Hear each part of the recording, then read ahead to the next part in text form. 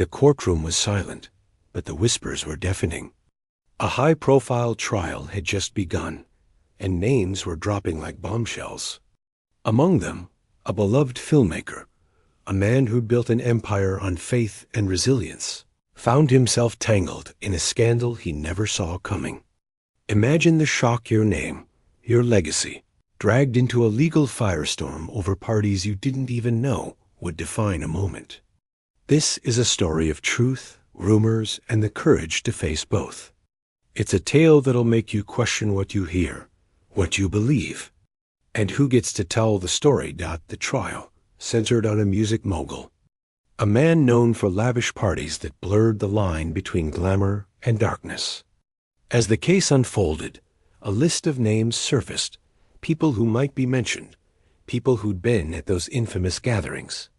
The filmmaker's name was one of them. Not because he was on trial, but because someone saw him there, laughing, mingling, living it up. Suddenly, years-old rumors roared back to life.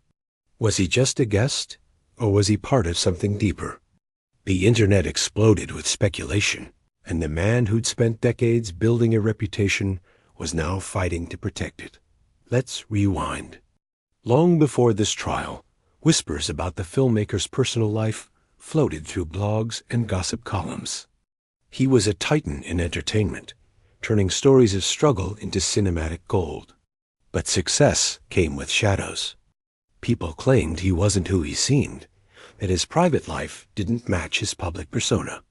He'd always brushed it off, saying, "I know who I am. The rumors are just noise." But noise has a way of getting louder. When a singer, a woman known for speaking her truth, took the stand, her testimony painted a chilling picture. She described parties wild, orchestrated events where power ruled and secrets were currency. She spoke of coercion, hidden cameras, and deals to keep quiet. Her words weren't just about the mogul. They echoed toward others, including the filmmaker. The stakes couldn't be higher. This wasn't just about a party or a rumor, it was about a legacy.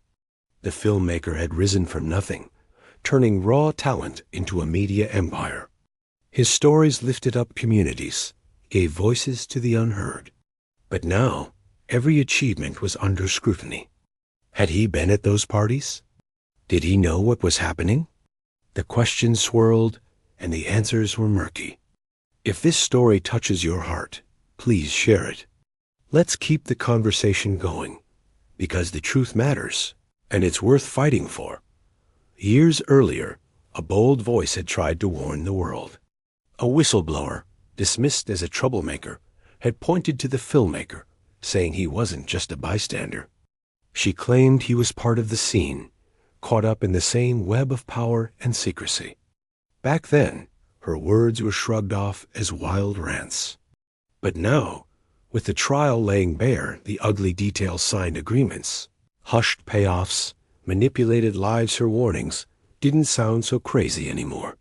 She'd named names, pointed to patterns, and said things that made people uncomfortable. And she wasn't alone. Not another voice emerged, this time from an actor who'd once called the filmmaker a mentor.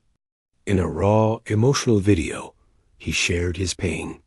He spoke of betrayal, of being hurt by someone he trusted, someone powerful. He didn't name the filmmaker outright, but the clues were there. Fans connected the dots, and social media erupted. The filmmaker, usually silent, couldn't ignore it this time. He spoke out, his voice firm but shaken. "The lies have to stop," he said. "I'm not who they say I am." But the more he denied, the more questions grew. Why now? Why him? The trial was pulling back curtains, revealing a world where power could twist trust into something unrecognizable. The suspense thickened as more stories surfaced.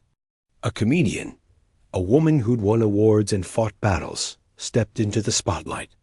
She didn't just whisper, she roared. She accused the filmmaker and others of shutting her out, punishing her for speaking her truth. She'd worked with them, trusted them, only to find herself sidelined when she dared to stand up. Her story wasn't just about her, It was about a system, a machine that rewarded silence and crushed dissent. Her words hit hard, especially when she revealed a personal betrayal, a moment when those she trusted used her pain against her. The crowd gasped, and the filmmaker's name, once a beacon of hope, was now a lightning rod. But the trial wasn't just about one man or one party. It was about a culture. Witnesses described events that sounded like nightmares rooms filled with candles, pills, and cameras, where people were pushed beyond their limits. One woman woke up bruised, her memory a blur, offered money to stay quiet. When she refused, her career vanished. Another spoke of agreements, signed under pressure, that kept secrets locked away. These weren't just stories, they were evidence, documented in court, undeniable.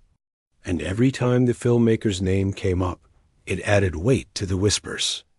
Was he a victim of guilt by association? Or was there more to the story? The filmmaker's journey wasn't just about fame, it was about survival. He'd clawed his way up, turning small plays into blockbusters, creating jobs, building studios. But success came with a cost. Writers and actors who worked with him started sharing their own truths. They spoke of grueling sets, last-minute changes, and a pressure to conform or be cast out. One writer, fired for daring to ask for fair treatment, didn't stay silent. She rallied others, shining a light on a side of the filmmaker's empire that wasn't so golden. The whispers weren't just about parties anymore. They were about power, control, and who paid the price. As the trial rolled on, the filmmaker's name kept surfacing, not as a defendant, but as a shadow in the background. Every testimony, every leaked document, seemed to pull him closer to the center. Another actor, a friend from years past, added fuel to the fire. He claimed the filmmaker had hidden parts of himself to protect his image, cutting ties with those who knew him before the fame. The betrayal stung, and the story spread like wildfire. Was this just a smear, or was it a truth too long buried? The courtroom was peeling back layers, and the world was watching. The resolution wasn't simple. The filmmaker wasn't on trial, but his reputation was. He'd built something extraordinary, given hope to millions, but now he faced a different kind of fight. The rumors, the accusations, the patterns, they weren't just noise anymore. They were a challenge to everything he'd created. He could stay silent, let the storm pass, or he could face it head on. In a rare moment, he chose to speak. "I've made mistakes," he said, "but I'm not the monster they're painting me to be." His words were raw, human, a plea for understanding in a world quick to judge. This story isn't over. The trial continues, and so do the questions. What's true? What's fair? And who gets to decide?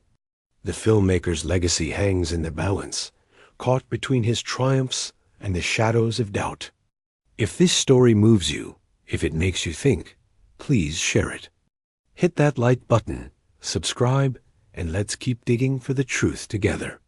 Because in the end, it's not just about one man, it's about the stories we tell, the secrets we keep, and the courage it takes to face them both.